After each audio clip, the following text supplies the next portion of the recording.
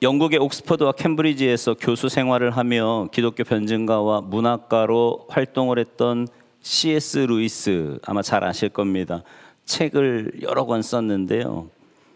그 중에 아주 유명한 책 고통의 문제라는 책이 있습니다.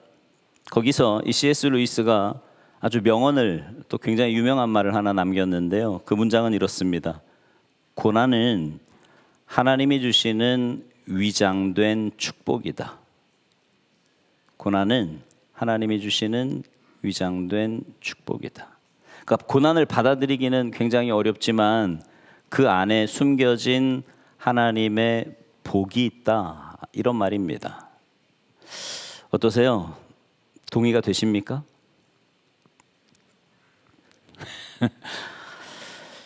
저도 사실 너무 힘들 때 문제를 해결해 보고자 눈에 들어왔던 책이었는데요. 그 책을 펴들고 읽어 나갈 때 이제 지적으로는요, 머리로는 그렇지, 고난은 하나님의 위장된 축복이지라는 것에 대해서 의심하지는 않았지만 그 말이 제게 피부로 와닿지는 않았어요.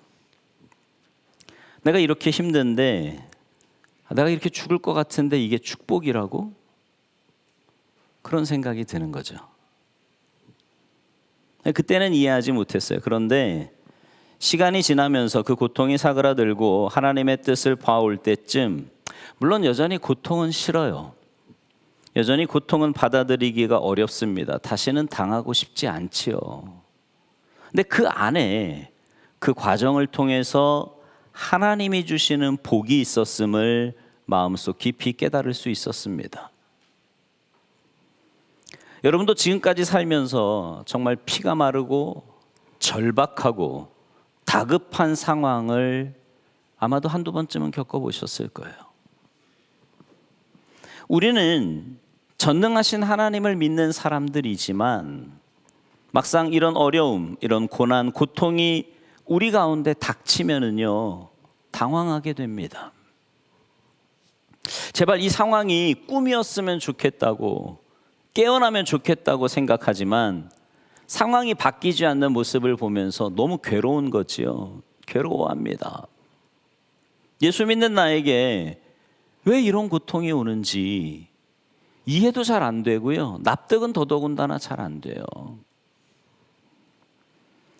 오늘 본문을 보면 이제 그런 상황을 겪은 한 사람이 등장을 하는데 바로 야이로입니다. 야이로. 근데 그 야이로가요, 절박한 심정으로 예수님께 나와서 도움을 구하기 시작을 합니다. 그리고 하나님께서 은혜를 베풀어 주셔서 예수님의 음성을 듣게 되는데요. 달리다굼, 소녀여 일어나라. 그 음성을 들었던 이 야이로의 딸이 살아나게 되죠. 여러분, 이 시대를 가리켜서요, 절망의 시대라고들 합니다. 다시 일어설 기력이 없이 주저앉아 버린 인생들을요, 우리는 심심치 않게, 심지어 우리의 가족이나 주변에서도 많이 살펴볼 수 있습니다. 그들과 우리에게 필요한 것은 도덕적인 갱신이 아니에요. 그저 힘내라고 하는 자기 쇠뇌가 아닙니다. 그들에게 정말 필요한 것은 예수님 앞에 나와 그 참된 예수님의 음성을 듣는 것입니다. 왜냐하면 예수님의 음성을 들으면 살아날 수 있습니다. 예수님의 음성을 들으면 회복될 수 있고요, 절망 가운데서도 다시 일어날 수 있어요. 예수님의 음성을 들으면 말이죠.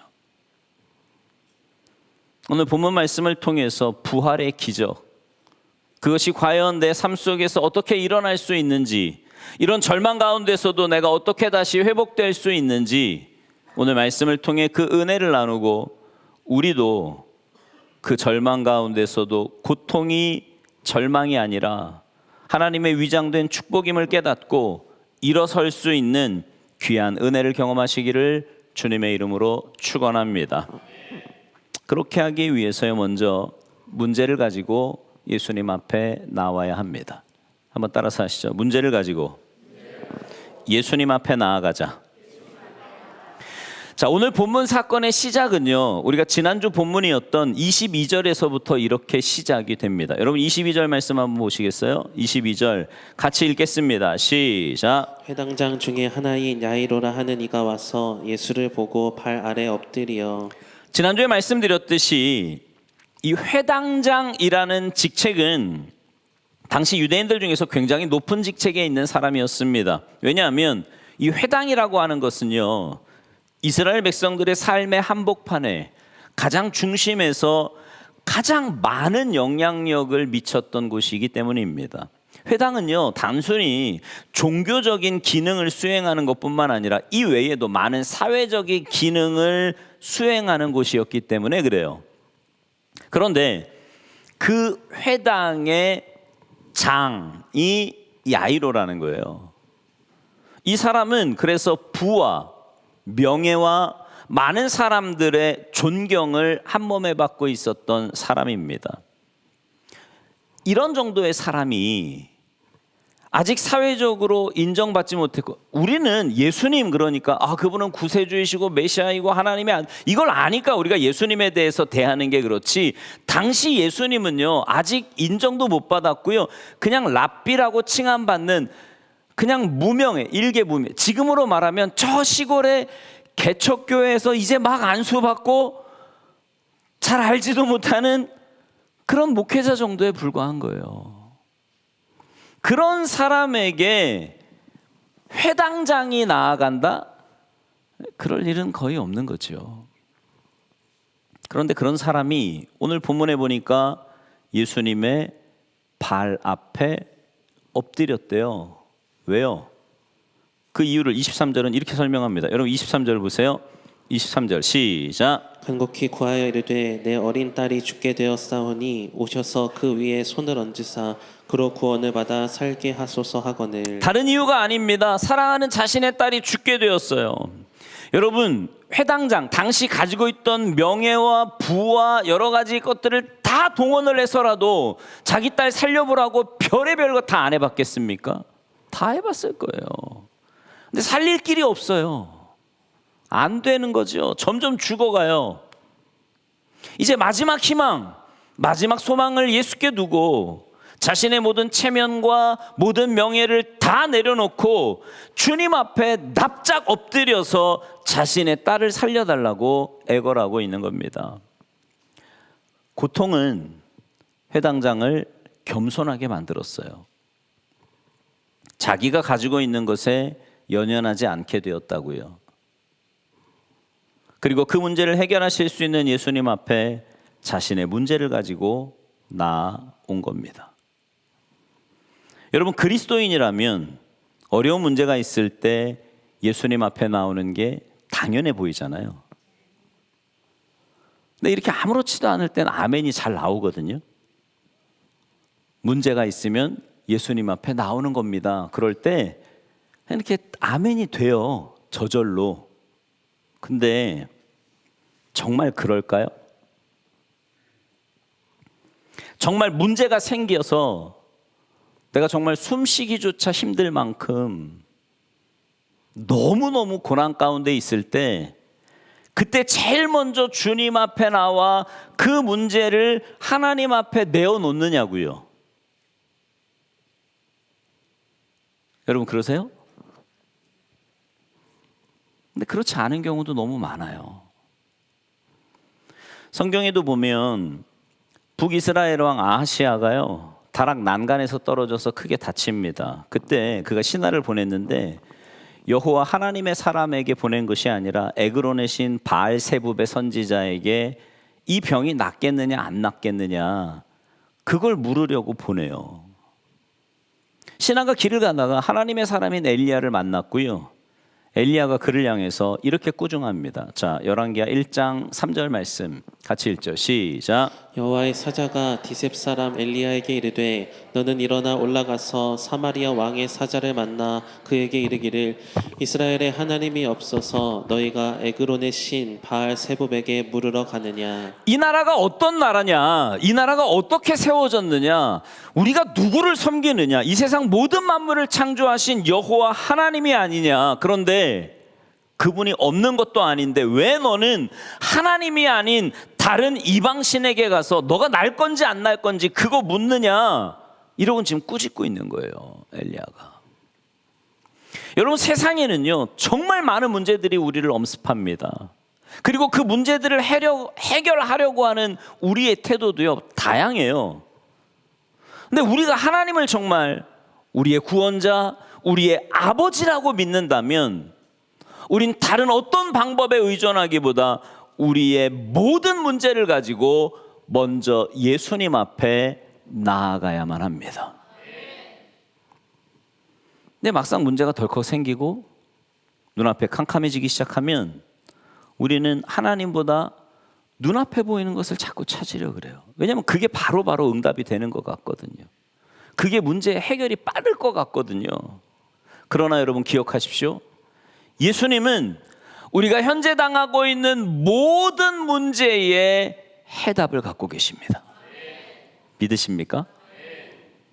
그리고 예수님은 모든 문제에 해결하실 수 있는 열쇠를 가지신 분이세요. 그렇기에 바라기는 여기 있는 모든 분들이 그 모든 문제를 가지고 예수님 앞에 나아오는 복된 인생들이 되시기를 주님의 이름으로 축원합니다. 여러분이 현재 당하고 있는 고통, 당하고 있는 고난이 뭔가요?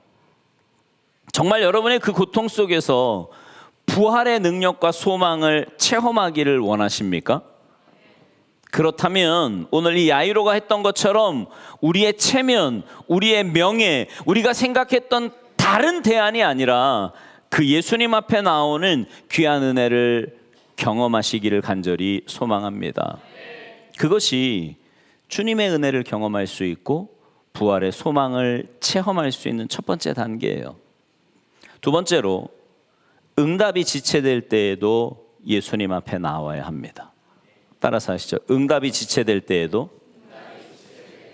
예수님 앞에 나아가자. 모든 문제를 가지고 예수님 앞에 나와야 되지만 또한 동시에 그 문제가 해결이 되지 않는 것 같아요. 응답되지 않는 것 같고 하나님이 들어주시지 않는 것 같다고 할지라도 그럼에도 불구하고 우리는 그 예수님 앞에 나와야 합니다. 이렇게 야이로가 이제 모든 체면을 버리고 주님 앞에 나와서 간청했을 때 감사하게도요 예수님이 야이로의 말을 듣고 그 딸을 고치러 가시겠다는 거예요. 그래서 같이 갑니다. 같이 가요. 아직 문제는 해결되지 않았어요. 바뀐 거 하나도 없습니다. 그러나 야이로는요 주님 앞에 그 문제를 가지고 나왔고 주님과 지금 동행하고 있었기 때문에 문제 해결, 즉 자신의 딸이 나을 것이라고 하는 소망을 갖게 됩니다. 여러분 가면서 얼마나 마음이 뿌듯했을까요? 야, 이제 우리 예수님하고 가기만 하면 내 딸 나을 거야. 그동안 많이 듣고 봤으니까. 예수님이 우리 집에 가시기만 하면, 그리고 자기 딸에게 손을 얹기만 하면 자신의 딸은 살아날 거라고 하는 확신을 가지고 있었어요. 그 믿음이 흔들리지 않았다고요. 그런데 예수님과 함께 가다가 예기치 못한 사건이 발생을 합니다. 수많은 사람들이 예수님을 막 밀고 당기고 막 만져보려고 그러고 막 이러고 가는데 갑자기 예수님이 발걸음을 멈추시는 거예요. 그러더니 뭐라 그러세요? 누가 내 옷에, 지난주에 봤잖아 우리 말씀, 그죠? 누가 내 옷에 손을 대었냐? 이러고 말씀을 하십니다. 아니 수많은 사람들이 지금 예수님 옷을 만지고 손만 댔겠어요? 막 잡아당기고 별의별 사람 많지 않았겠습니까?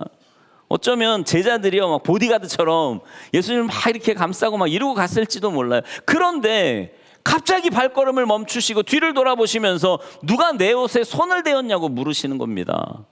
그 순간 갑자기 정적이, 많은 사람들이 조용해지는데 한 여인이 이렇게 수줍은 듯이, 부끄러운 듯이, 죄를 지은 듯이 그렇게 나와서 내가 손을 대었다 이야기를 합니다. 그러면서 자기 이야기를 막 풀어내는 거예요. 내가 실은 이랬고 저랬고. 물론 성경에 그렇게 다 구체적으로는 안 나와 있지만 한번 정황을 생각해 보자고요. 자기 이야기를 쭉 풀어내는 거예요. 그때 야이로의 심정을 우리가 한번 생각해 보자고. 네? 야이로의 마음이 어땠을까요? 저런 할렐루야, 주님이 치료하신, 이러고 들었을까요? 소망이 있었는데요, 그 시간이 점점 길어지면서 피가 말랐을 거예요. 혀가 짝짝 갈라지고 등에 식은땀이 흐르고요, 입이 바짝바짝 타들어갔을 거라고요. 왜요? 지금 한시가 급하잖아요. 이 여인하고 이렇게 길게 이야기할 시간이 없다고. 지금 예수님이 어디 가셔야 돼요? 우리 집에 빨리 가셔야 돼요. 우리 집에 딸이 죽어가고 있다고. 물론 놀라운 사건을 목도해요. 여러분 34절 보세요. 34절 시작. 예수께서 이르시되 딸아 내 믿음이 너를 구원하였으니 평안히 가라 내 병에서 놓여 건강할지어다. 아멘. 12해 동안 혈루증을 앓으며 도저히 해결할 수 없었던 그 질병, 아마도 한 동네에 있었기 때문에 아는 사람이었을지도 몰라요. 그 여인이 얼마나 많은 돈을 투자했는지, 얼마나 병을 고치려고 노력을 했는지, 그렇지만 그 병이 점점 중해지고 다 아는 얘기라고. 그런 상황 속에서 예수님의 옷자락을 만졌더니 그 여인이 낫는 걸 보면서요, 두 마음이 들었을 거예요. 야이로는 하나는 뭐예요? 아까 말씀드린 것처럼 빨리 가야 되는데, 빨리 가야 돼, 이런 마음이 하나 있었을 거고, 또 하나는 뭐예요? 역시 예수님이구나. 예수님이 저렇게 병을 12해 동안 혈루증을 앓아서 세상적인 방법으로 무슨 짓을 해도 안 되는 저 여인이 낫는 걸 보니까 예수님이 내 딸에게 손만 얹으면 내 딸은 무조건 낫는다, 이 소망이 마음속에 또 들지 않았겠습니까? 이 사건을 목도하면서 말이죠. 지금 너무 조급한데 예수님이 오셔서 내 딸에게 손만 얹으면 나을 거야 라는 소망을 가지고 발을 동동동 굴리면서 예수님 언제 가시나? 저 얘기 왜 저렇게 긴 거야? 왜 빨리 안 끝나? 이런 마음으로 기다리고 있는데 집에서 종들이 찾아옵니다. 여러분 35절을 보시면 뭐라고 시작을 해요? 아직 예수께서, 그러니까 아직 얘기하고 있는 거야 지금. 네? 아직 계속. 그 와중에 청천벽력 같은, 거기다가요 사람들이 왔다는 거 보니까 혼자 온 게 아니에요. 종들 여럿이요 막 다급해져가지고 온 거예요. 끝났다고. 자 35절 읽어볼까요? 35절 시작. 아직 예수께서 말씀하실 때에 회당장의 집에서 사람들이 와서 회당장에게 이르되 당신의 딸이 죽었나이다. 어찌하여 선생을 더 괴롭게 하나이까? 자 여러분, 우리는 결말을 알아. 전혀 요동함이 없어요. 그래서 뭐 살 건데 뭐 이런 마음이잖아요. 근데 이 상황에 야이로를 한번 상상해 보자고. 야이로, 네? 마음이 어땠을까요? 정말 앞이 캄캄하고요, 하늘이 무너지는 것 같았을 거예요. 원망과 분노가 막 일었을 겁니다. 왜 하필 이때 저 여자는, 아니 예수님은 그걸 왜 굳이 또 불러다가, 에? 그냥 고쳐주셨으면 됐지.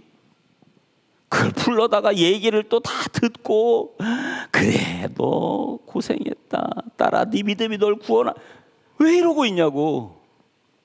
저 여인만 나타나지 않았으면 그냥 예수님이 내 말만 듣고 여인이 만지든지 말든지, 나갔구나, 그냥 내 능력이 나갔구나 이러고 그냥 가시면 되지.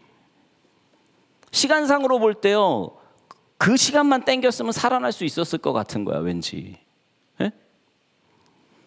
분노, 여러분 자녀를 앞세워 그 마음은요, 경험해보지 않으면 상상할 수 없는 거예요. 이 분노, 이 자책, 이 원망.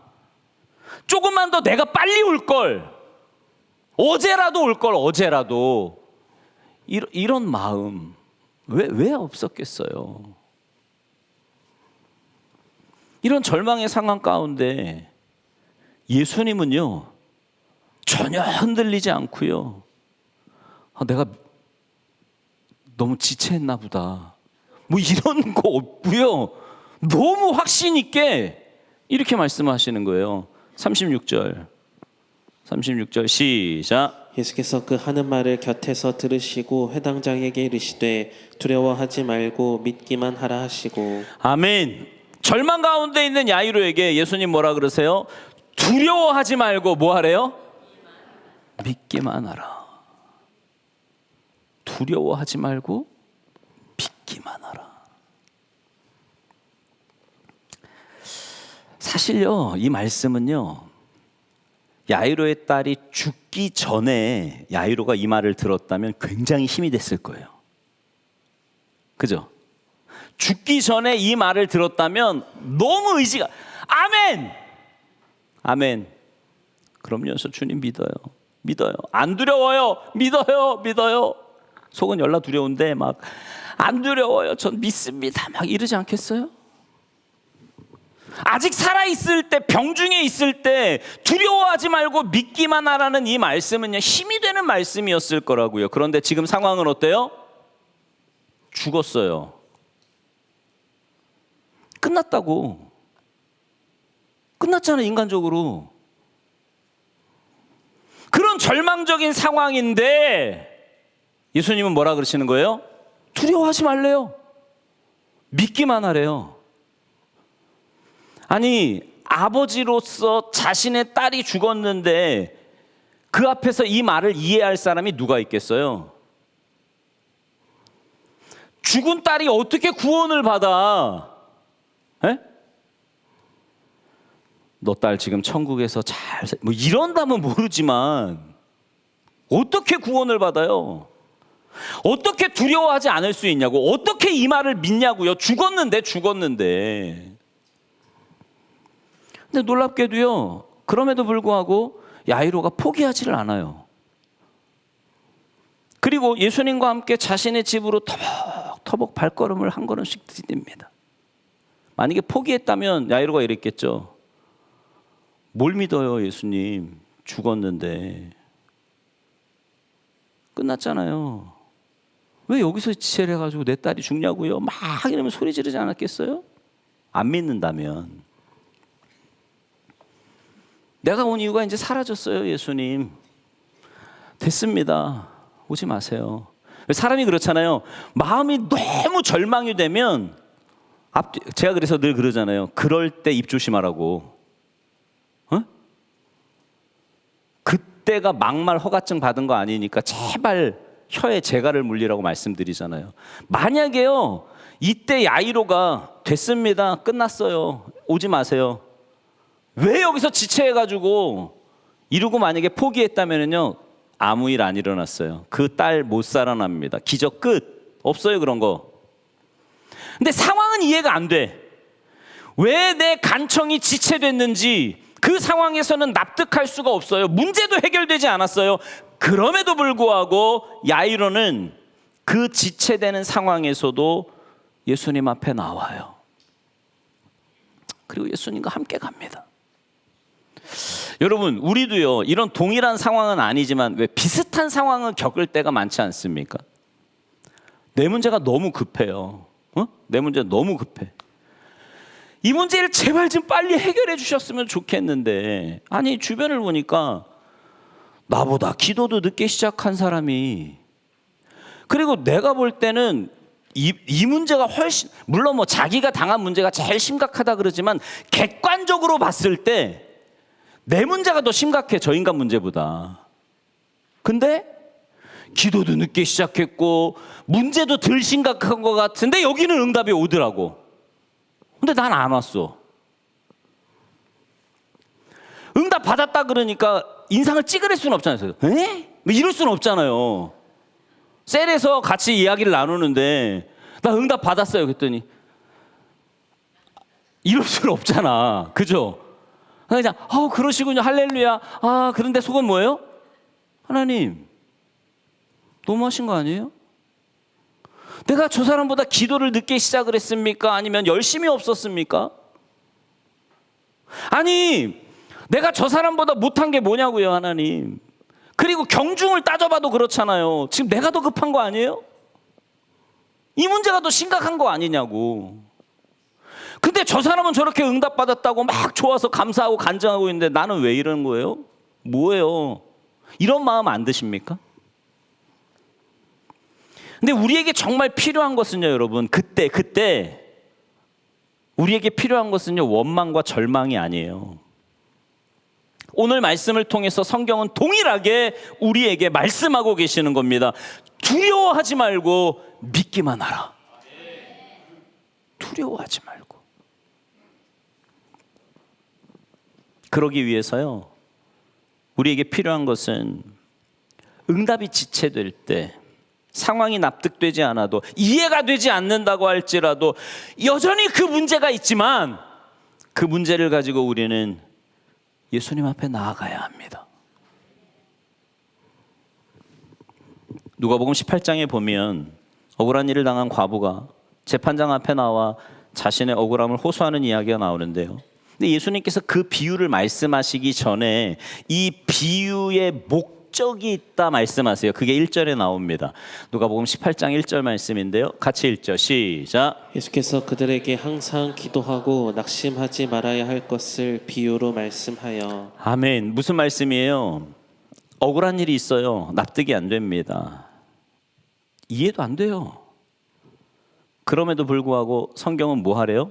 항상 기도하면서 뭐 하지 말래요? 그러니까 기도하면서 낙심을 할 수도 있다는 거예요, 없다는 거예요? 많아요. 기도하면서도 낙심을 해. 근데 하지 말래요. 낙심하지 말래요.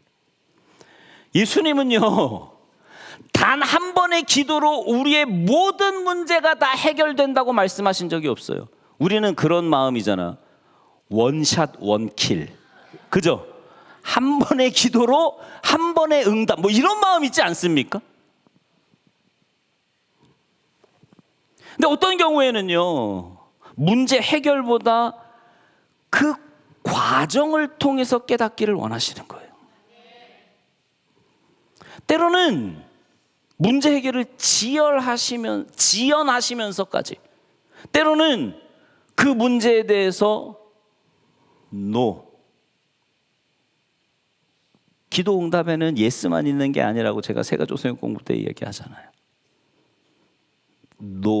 라고 하시면서까지 하나님은 우리 가운데 그 과정을 통해 반드시 깨닫게 하시고 반드시 경험해야 할 것을 가르쳐 주실 때가 있다는 거죠.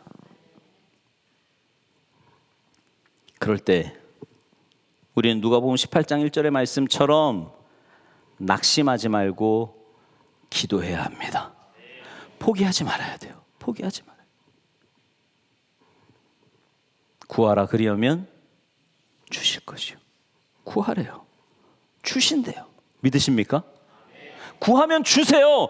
그런데 이 구하라, 찾으라, 문을 두드리라는 이 동사는요, 일회성의 동사가 아닙니다. 언제까지요? 주실 때까지 찾고 구하고 문을 두드리라는 거죠. 아직 문제가 해결되지 않았습니다. 더딘 것 같아요. 때로는 벽에 대고 기도하는 것 같습니다. 하나님이 내 기도 안 들어주시는 것 같고 꼭 등을 돌리신 것 같아요. 그럼에도 불구하고 우리는 주님 앞에 나아가야 합니다. 왜요? 그분만이 우리의 유일한 소망이시고 그분만이 우리의 유일한 구원자이시기 때문입니다. 여러분, 문제가 해결되지 않았어도요, 주님과 함께 한다면 소망이 있습니다. 그렇기에 그분 앞에 끊임없이 나와 간구하고 그분과 교제하며 그분 앞에서 참 소망을 얻는 여러분 모두가 되시기를 주님의 이름으로 축원합니다. 마지막으로 세 번째, 그렇게 하면 영생을 경험할 수 있다고 말씀하세요. 한번 따라서 하시죠. 예수님 앞에 나와 영생을 경험하자. 여러분, 오늘 본문 35절을 우리 다시 한번 읽어봅시다. 35절 시작. 아직 예수께서 말씀하실 때에 회당장의 집에서 사람들이 와서 회당장에게 이르되 당신의 딸이 죽었나이다. 어찌하여 선생을 더 괴롭게 하나이까? 자, 상황은 끝났고요. 희망은 사라졌어요. 절망 그 자체입니다. 그럼에도 불구하고 야이로는 포기하지 않고 예수님과 함께 집을 향해 갑니다. 근데 여러분, 자, 상상해 보자 그랬어요. 집을 향해서 가까이 가면 갈수록 소리가 점점 크게 들려요. 무슨 소리요? 우는 소리, 통곡하는 소리. 아, 하인이 잘못 전한 게 아니구나. 가면 갈수록 통해와 아픔과 소리 지름이 자기 집에서 명확하게 들리는 거예요. 그 야이로의 마음이 어땠을까요? 내가 지금 무슨 짓 하냐 이거. 애 죽었대는데. 이런 마음 들지 않았을까요? 근데 이 절망의 한복판에서요, 예수님이 39절에서 이렇게 말씀을 하시는 거예요.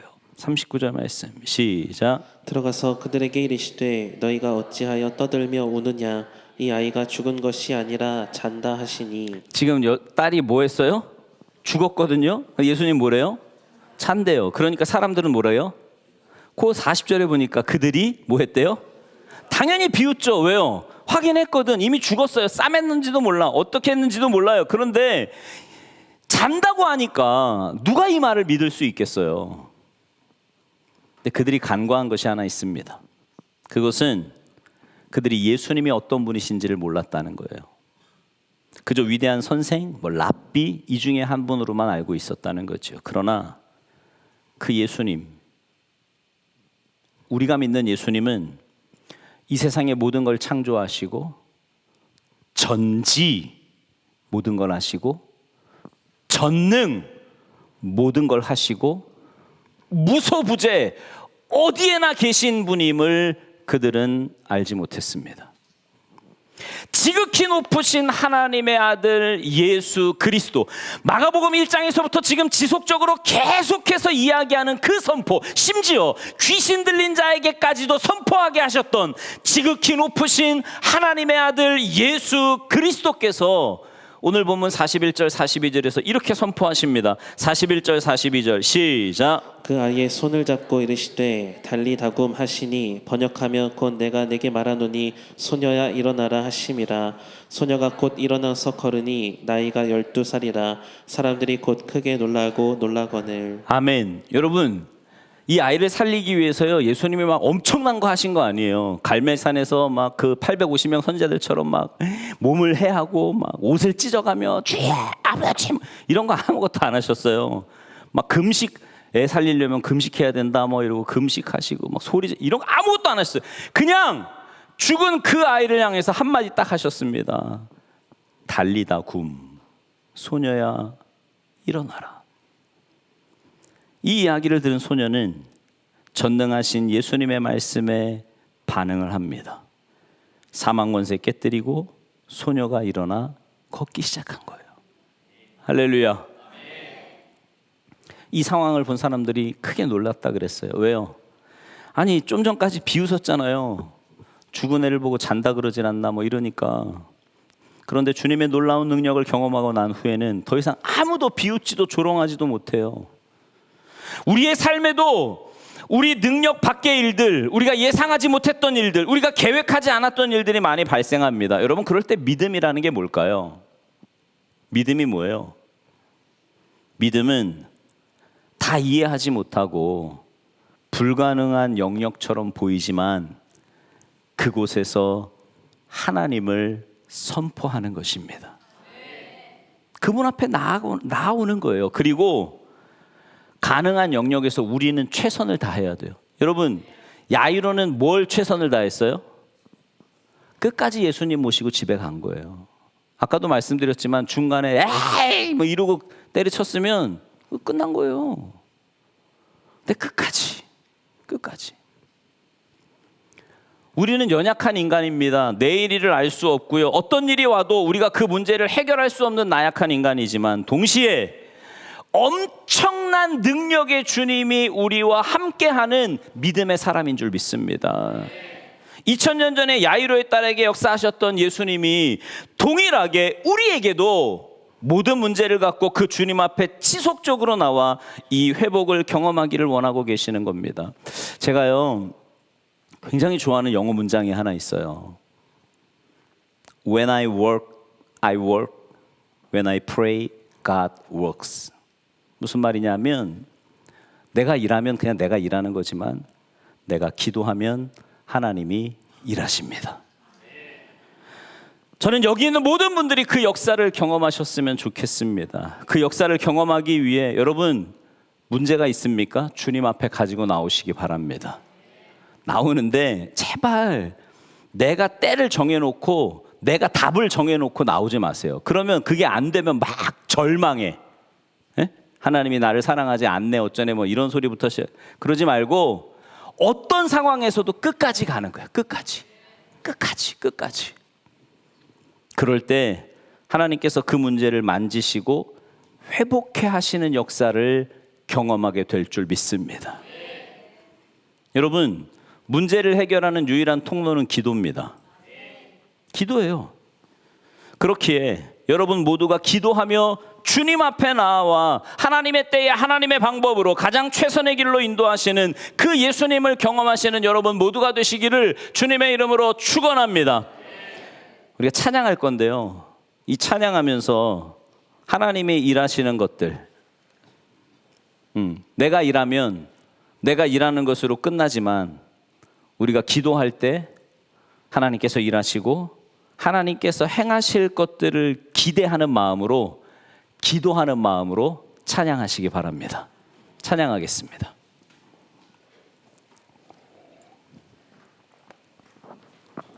찬양하시고 난 다음에 우리 기도할 거잖아요. 기도하는데 그래도 신앙생활을 조금 오래 한 분들이라면 여기까지는 해요. 뭐냐면 문제가 생겼을 때 문제를 가지고 하나님 앞에 나오는 것까지는 합니다. 근데 그 시간이 내가 생각했던 것보다 조금 길어지기 시작하면 그때부터 놓기 시작해요. 아닌가 보다. 아유 뭐 관두래지 뭐 아니면 뭐 하나님은 나를 안 사랑하지. 그렇지 내가 사랑 이제 그때부터 이제 마귀가 이제 참소하는 거죠. 그렇지 내가 하나님한테 사랑받을 짓을 했어야지 뭐 내가 사랑받을 그래 맞아 저 권사님은 보니까 응답받을 만해. 새벽 기도도 안 빠지지 봉사도 저렇게 열심히 하지. 나는 아프다는 핑계로 나오기를 했나. 맨날 퍼질러 자느라고 새벽 기도를 나오길 뭐 이런 마귀가 이제 막 갖다 주는 거예요. 그러면 문제는 뭐냐면 기도하기 싫어지는 거예요. 하나님께 나아가기가 싫어지는 거예요. 왜냐면 나가도 안 되는 것 같으니까. 아니에요 여러분. 때는 내가 정하는 게 아니라 하나님이 정하시는 겁니다. 하나님이. 그리고 그 과정을 겪게 하셨다면 반드시 이유가 있어요. 반드시. 나는 이해하지 못하지만 아니 자녀들도 부모의 뜻을 다 이해 못하는데 우리가 하나님의 뜻을 다 이해해요? 못해요. 그럼 우리는 뭐 해야 돼요? 그냥 말씀 붙잡고 순종하는 거예요. 언제까지요? 끝까지. 응답 받을 때까지. 그 응답은 하나님 나라에서 받을 수도 있는 거잖아요. 끝까지 믿음의 길을 가는 거예요. 그러면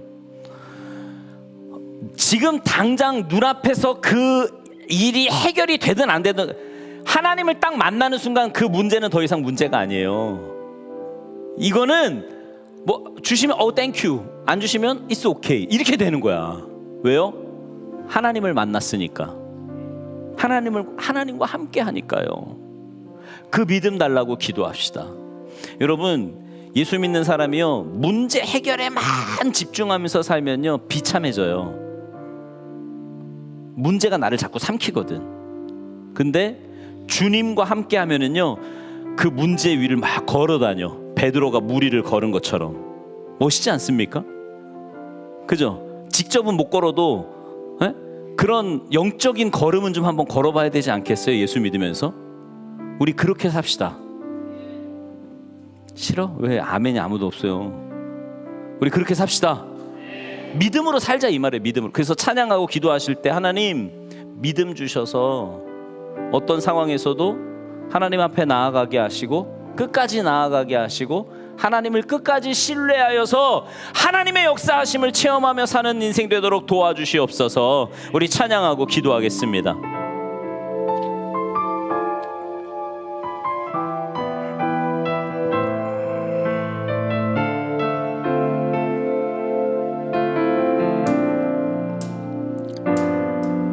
날이 저물어 갈 때 빈들에서 걸을 때 그때가 하나님의 때 내 힘으로 안 될 때 내 힘으로 안 될 때 빈손으로 걸을 때 내가 고백해 여호와 날이 저물어 갈 때 날이 저물어 갈 때 빈들에서 걸을 때 그때가 하나님의 때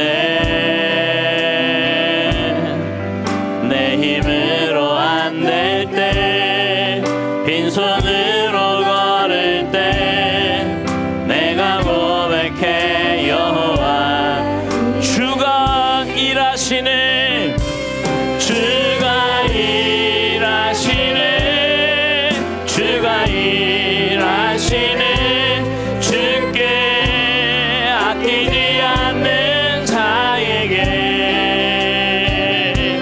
주가 일하시네 주가 일하시네 신뢰하며 걷는 자에게 우리 모인 이곳에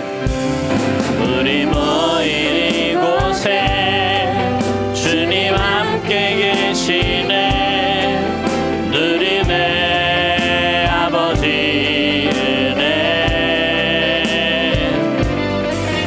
적은 떡과 물고기 내 모든 걸 드릴 때 모두 고백해 여호와 주가 일하시네 주가 일하시네 주가 일하시네 주께 아끼지 않는 자에게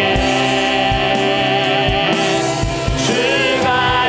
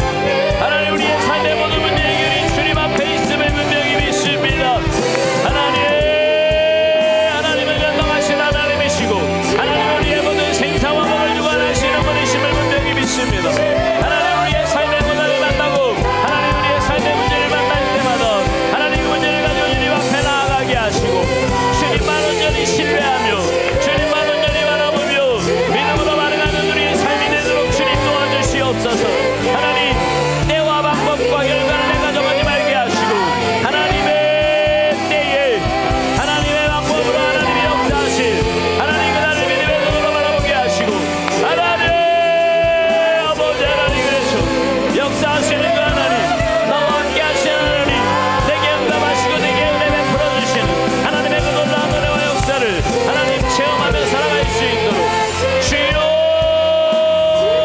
주님 도와주시옵소서. 하나님께서 역사하여 주시옵소서. 하나님 아버지 하나님께서 우리의 삶 전체 주님께만 하나님의 역사하십니다. 주님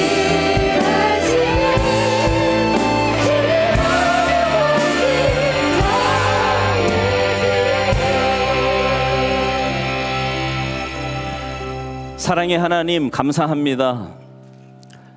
하나님의 자녀된 저희들이 이 땅을 살아가면서 여러 가지 문제와 고난을 만날 때가 있지만 그럴 때 우리를 고아처럼 버려두지 않으시고 우리와 함께 하심으로 힘과 은혜와 사랑을 베풀어 주시니 진심으로 감사를 드립니다.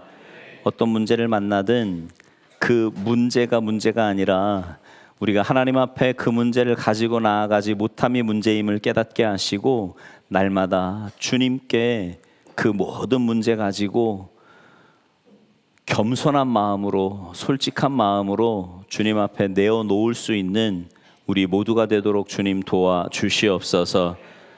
때로 내가 생각하는 때에 내가 생각하는 방법이 아니라 할지라도 하나님의 때를 신뢰하며 하나님의 방법을 확신하며 믿음으로 끝까지 반응하게 하셔서 우리의 삶 가운데 역사하시는 지금도 살아 역사하시는 전능하신 하나님을 체험하며 신앙의 길 걸어갈 수 있도록 은혜 위에 은혜를 더하여 주시옵소서.